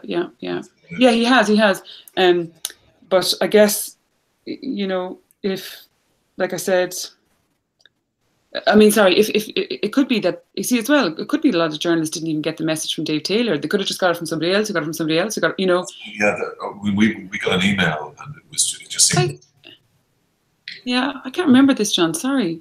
Yeah, well, it was. We get a lot of these things that just anonymous, accusing people of that. That seems specific, and it had a kind of like some basis of, anyway. Can I just say quickly? Bad communication in Broadsheet headquarters. Sorry. Brendan, I'm not going to compare your experiences with the press or anything with Morris's, because it's entirely and much more serious matter, but. When they go after you, don't they? The establishment in Ireland. Yeah, well, first of all, I'm glad just the first sentence, 100% right, John. You can't compare anything I have ever been through in my life with what that gentleman has gone through. And whatever the minutiae of the details, as Peter Charlton will attest in the end, what's clear already is that his life has been turned on its head by these events. Not just his work life, but his family life, his personal life. So it's absolutely horrendous. So just to say that, so nothing I say in a minute should in any way be interpreted as in any way comparative. But yes, they do. It's a very small country, and everybody knows everybody's the 3 or 4 people away from knowing everybody, and. It really is a state in the worst sense of the word. We've got this thing in Ireland that I call the absolute protection of consensus, whatever the consensus is. If the consensus is, come back to some of my own issues, social partnership is the only way to go, then anybody that stepped out from that had to be battered and had to be demonized and had to be, you can't just be wrong, by the way. That's not enough. You can't be wrong. You have to be sinister. You have to have an agenda. You have to go digging. You have to cast aspersions. Then when you move into the water campaign, look what happened to the water campaign. Now I didn't get the worst of this by any manner of means. But look what some people got in the water campaign. The sinister fringe, and whole communities were demonized. And you think there were certain points of the water campaign that you would actually think the state was at war. You think there was a civil war going on if you put on the news at night or the radio, and nothing was happening except were protesting, and a couple of protests may have got out of hand depending on how you determine out of hand or what. But that was it. Nobody got hurt. Nobody got killed. It wasn't.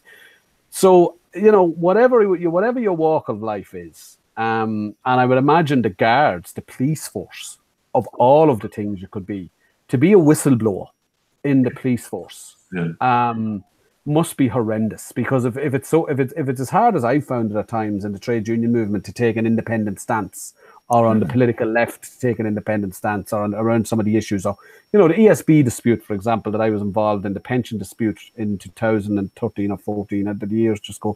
I know it was a big issue. It was a big issue. But people just don't debate the issue. So I can imagine what it's like to be in the guards, to be in the police force, which you're kind of under siege anyway.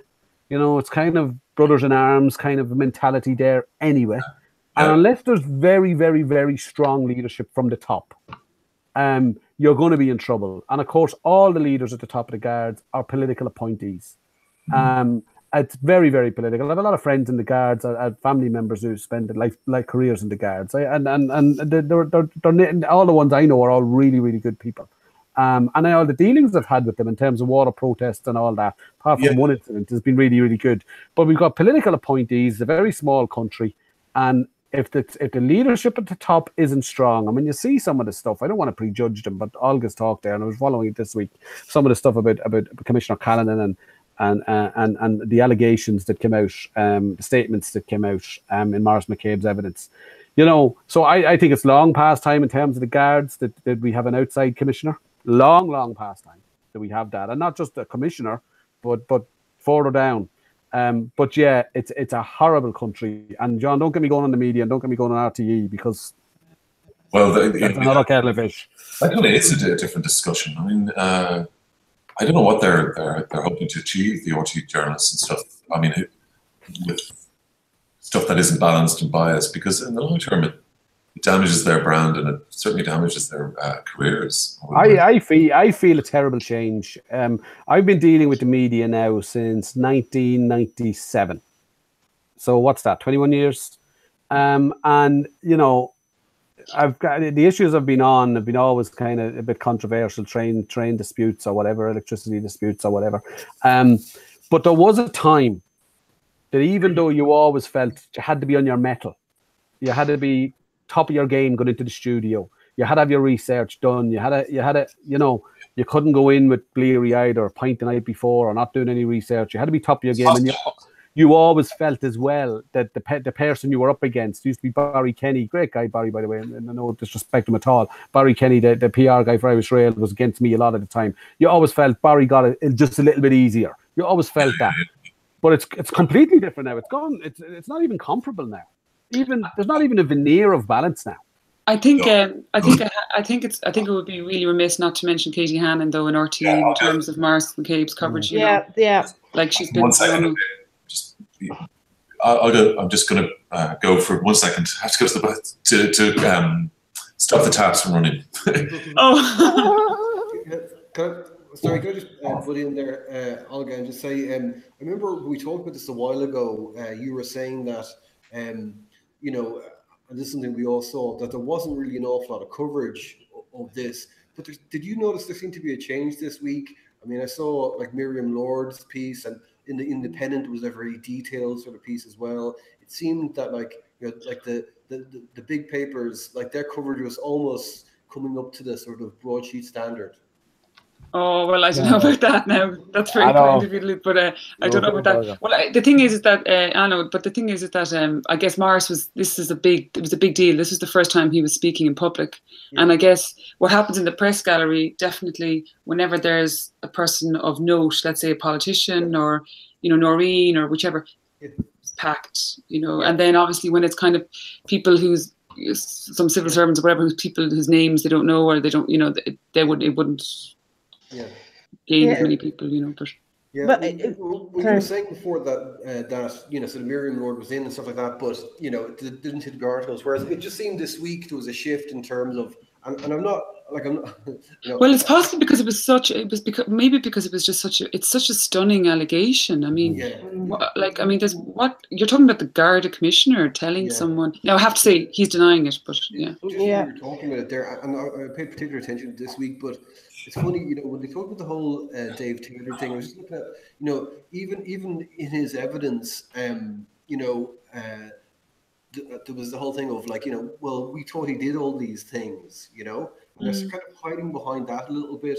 But when you hear then the allegation of or the confirmation that they're going around saying he abuses kids and nieces, and that was something which there was no basis for, right? It just Absolutely. shows that there was actually, they can't actually hide behind we thought he was doing this, because they were saying whatever they wanted to say. Absolutely. And don't forget, we know that from the opening statement in the commission that we know that the Controller and Auditor General is also claiming that he was also told by Martin Callan something similar when he was at the Public Accounts Committee.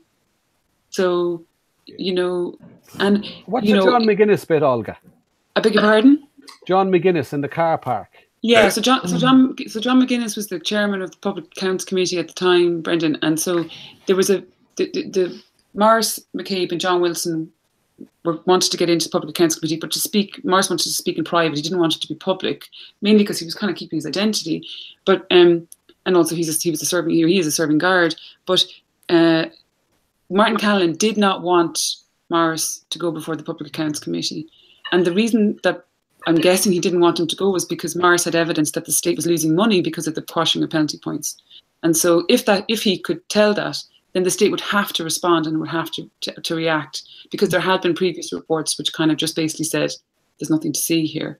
And so if you think of it, so he was trying to prevent him from going to Public Accounts Committee. I mean, we know that because we knew that there was court effort or whatever. But the fact that the week on the 23rd, he himself was before the Public Accounts Committee, Martin Callan, and used remember that disgusting remark. Yeah. And then a couple of days later, he met McGuinness in a car park. And this was just a few days, the next day rather, he met McGuinness in the car park. And he said to him, this is what McGuinness and Morris has said McGuinness told him, is that he met him in the car park. And Martin Callan said to him, he's not to be trusted. He abused his kids and nieces. And so this was in order to, if you think of it, he was talking to the chair of PAC. A few days Morris was supposed to appear, and so it was just to absolutely discredit him. And so, and we know, like I said, from the opening statement, that something similar was said to the Controller and Auditor General, because Controller and Auditor General is at every PAC meeting, and so I've only met John McGuinness a couple of times, and whatever else about his politics or whatever, I've found him the couple of times I've spoken to him to be a pretty straight-spoken person. What's he saying about this? His evidence tallies with Morris's, doesn't it? Sorry. Exactly. Yeah, absolutely. Yeah. So his barrister basically came in and said that, absolutely agrees with everything. The only thing he differed on was that he believes he said to Morris he abused. He said you abused kids your kids or nieces, as opposed to all kids. But I mean, as Charlton said, it really doesn't make a difference. No, the substance was the same. John, can I just mention something there about saying about journalists and how they were covering this, and they were kind of not, they were taking sides. Let's just say there's a bit of bias. That's been going on for over 30 years, because look at the way it was the Kerry babies and Joanne Hayes was portrayed, and the guards, this was the guards again that were protected, and the murder squad. So kind of, I don't know why anyone's shocked by any of this. I'm actually surprised it's even news at this point. I'm glad Morris is having his day and people's interest in the tribunal has tweaked again. I do think over the last month or so, people were starting to get fed up. But now they're appreciating that Morris is getting his day and they're hanging on every word of what's happening this week in particular. But why is anybody shocked? You just brought up about how journalists were kind of selling a certain line and how RT was portraying it, with the exception of Katie Hannon. But they were doing that 30, 40 years ago.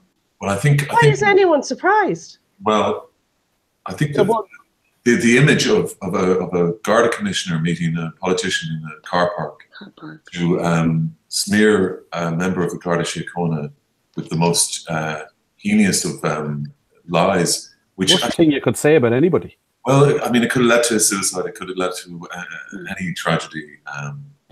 So that vista, Vanessa, I know we kind of know that it happened, or we were sensing like this was going on. This is what they were after him, but to really hear it is just shocking, frankly. It is. And we'd like to think, Vanessa, I'd like to think if the horrific circumstances around Joanne Hayes occurred now, for example, you would like to think that in a more modern Ireland, that some of the influences that would have led the guards and ultimately that so-called tribunal to behave in the way it did, and the media to report it in the way it did, and people to react the way it did, wouldn't happen now. You would like to think that society has moved on a bit. But the idea that society, no, Brendan, society was pretty evolved then, because the communities came out to support Joanne Hayes. It was the press that didn't. It was the press that didn't. And you had editors who wrote a book. Editors in mainstream media today wrote a book back then that totally sold the line that they were fed. Yeah. And they're figureheads in Irish media. And they're rewind and dined out there in Montrose. So this behaviour has been bred into Irish journalism. That's a fact. I'd like to also say, sorry, Vanessa, sorry, go ahead. So I just wanted, you're saying about it wouldn't happen today. Well, I'd like to think it wouldn't, Vanessa. Well, no, but you see, yeah, and I would too, but here's the reality. How many phones and texts are missing? Yet they managed to get Graham Dwyer's phone out of a pond in the Wicklow Mountains or something and convict him. Yet there's thousands of texts and phones that in the Garda's own fixed asset register. Nobody knows where the fuck they are. Yeah, like it's a good point. So there's 11 phones missing, and they're all related to Martin Callan, Dave Taylor, and Noreen O'Sullivan. Yet they can find one in the Wicklow Mountains. Can I just say something really controversial? Whatever. I think, and maybe I'm just because I'm down there and I meet them every day, but in fairness to RTE now, like whatever about Paul Reynolds' reports and whichever, like Sandra Hurley and Sinead Morris now, that they're down there every day, all day, reporting all day. I mean, I don't think they've done a bad job, and I just feel bad if I didn't say that, Come here, have they taken you out on their expenses? Have they treated you somewhere nice down there on their expenses? No, but I think there are certain, I think obviously we know there are certain journalists with certain sources, and they for whatever reason feel that if they perhaps say what they've been told, let's say going back to saying that they knew of the smear campaign, for whatever reason they feel it can't, because they can't. I don't know, their career is just going to dry up. I don't really get it. But sorry, go on, please. No. But no, I was just going to say that, like, I don't know. It's a pity. I just feel like saying. I feel like saying to a lot of people, if you are so afraid, like if you have 10 sources, maybe tell your sources. Ask your source. Would you mind if I go and like would they really come down on you for this particular man? Like, I think it goes back to Gemma O'Doherty when she doorstepped Martin Callan and she lost her job after that. And it always struck me as very odd that Martin Callan was caught. His penalty points was in an Avensis, like a Toyota Avensis. And I would just wonder, going back, were they in fact his points to be deducted, or to be deducted, if you know what I mean? Did he perhaps take on the points of someone else? Well, I think that's been a kind of question that's been going around, right? Because there was questions as to whether he was there at the time. Yeah. Well, I think it's worth speculating on it. If they're going to speculate on if Maurice McCabe is a paedophile, we can speculate whether he took the points for someone else. I think there's a few things there, John. That would be, actually wouldn't be a light an offence as he's already in for. Sorry, Johnny. Yeah, like just what Olga says in relation to the journalists down there, and they have done a great job. But Olga, just take the bow there. You've been kind of at the front of this for the last long while. Like John McGuinness, fair play to him. He's got McCabe's back now.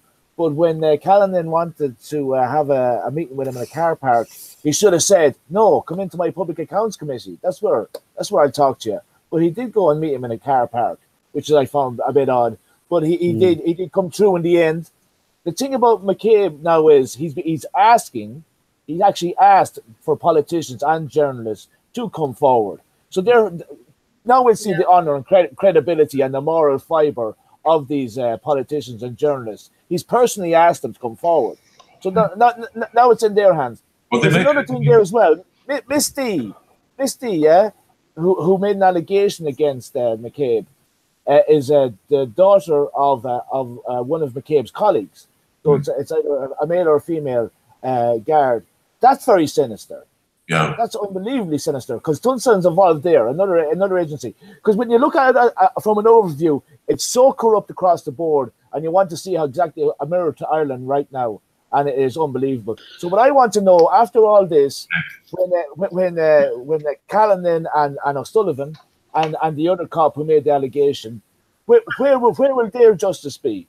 Does you have to take a personal trial against them or what? Well, we'll see. There's no. It's not.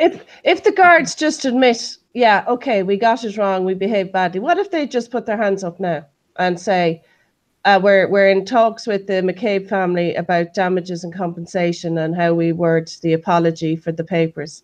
That's a really good point, and like it just feels like from the start of this tribunal, it's just like, gosh, everything could have been sorted out so quickly, so early.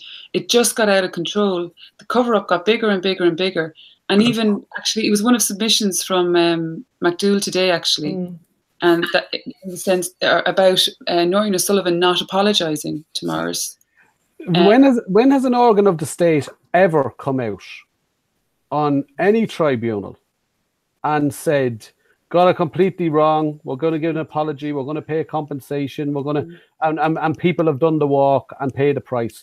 Apart from a little bit of stuff around Ray Burke and apart from the Liam Lawler stuff, and most of that was contempt of court. Apart from that kind of stuff, the state will protect itself and continue to protect itself. You're 100% right, Vanessa. It's so unnecessary. And people would have a lot more respect and a lot more hope for the future if people would just draw a line under these things. But we don't have a precedent to that. It'll be the first time I remember it happening if it happens. Yeah, well, Brendan, thanks so much. Olga, before we go, we'll just go straight to the papers. Oh, yeah, cool. Come here, but Johnny, are you going to be considering giving John McGuinness a preference now? Because he's your constituency, isn't he? No, I've my vote in Offaly. Unfortunately, like Brendan, I was forced to vote for Sinn Féin in the last election as well. So yeah, no, I like John McGuinness. I've met him once or twice. He seems straight up, but there's a few things there that he's Fianna Fáil, really, Well, he's independent Fianna Fáil, really, isn't he? Yeah, right. Yeah. We're independent. Okay, Aldo, we've got the Times Ireland edition. Have we there? So, yeah, we've got the Times Ireland edition. Irish border talks will come first. Brussels promise for Aker by Jennifer Bray. There can be no further significant progress in Brexit talks unless the UK spells out how it will ensure that there will be no hard border in Ireland. The European Council President has said, Donald Tusk. There's a picture there of Michael D. Delighted with himself there, look at all the women. Nice picture, yeah. So they're marking International Women's Day at the Family Resource Centre in Richmond Barracks in Dublin. Coveney to campaign for repeal of abortion law, also by Jennifer Bray. Simon Coveney will actively campaign for repeal of the 8th Amendment alongside the Taoiseach, Finance Minister and majority of the Cabinet. Which leaves which leaves sort of Micheál Martin a bit exposed there. He said he won't be campaigning. Yes. Okay. Sorry. Housing shortage a threat to recovery, warn experts. OECD. But Peter O'Dwyer. OECD also raises fears over Brexit and health system. Ireland's social and economic prosperity is threatened by a lack of affordable housing, a failing health system, and Brexit. In its latest survey of Ireland, the OECD said that the country had experienced a remarkable turnaround in recent years, but gave a stark warning about its future well-being. Okay. There you go. The Examiner then. Tina's husband sick to stomach at search. This is in Castlemartyr in East Cork. Tina Satchwell, you know, the woman who's been missing. So there's been a big search was launched there the other day, similar to the Trevor Deely one, if you remember, the big closed off area and stuff. So that's that. 5,000 more could be caught in tracker scandal by Padraig Hoare. Another 5,000 cases could be added to the tracker mortgage scandal, according to the financial expert who helped expose the scandal, Padraig Kusan. Yeah. At the Oireachtas Finance Committee, he said one woman wrongly caught up in the scandal was in a hospital cardiac unit when she received a call from a Bank of Ireland's department. Children who not only had never had holidays or toys in their formative years, but also inadequate nutrition because of their parents could not afford healthy food. Dozens of people wrongly losing their family home, but also buy-to-let properties that were supposed to provide pension pots, children's education funds, and savings. One of 4 customers who appeared before the committee last October to publicly share harrowing personal stories. 3 were still in the same position today. Gosh. Taoiseach to pay tribute to Choctaw, Elena Loughlin, so he's going to Oklahoma. I presume that's during Paddy's Day, is he? I think so. So I'm just trying to read it. So he's going to provide, he's to thank the Choctaw Nation for providing relief to Ireland during the Great Famine. Show them support and solidarity. Yeah, must be. John, where were you going for Paddy's Day? Are you taking us anywhere nice? I'm not. 1 second. And is the Irish Sun there, Olga, as well? Wow, the Elysian Tower, sorry. Elysian Towers sold for 90 million. Sold for 90 million, yeah. And then the Sun is, My Tina could be behind them barriers. That's the Tina Satchwell story by Barry Moran. And then there's this piece on the rape trial. Guardian. This is the Russian spy story. Gosh, what a bizarre picture. Okay. Wasn't the arresting officer end up in hospital? I think that's why they're. Oh yes, of course. Yes. He remains in a serious but stable condition. Says here. Gosh. Yeah. Well. Nerve agent. I tell you, Olga, thank you so much for the papers, and thank you so much for the disclosures to our tribunal as well. Brilliant work, brilliant stuff, and really well explained. I think really long and boring. I'm sure maybe some people will read it at the weekend.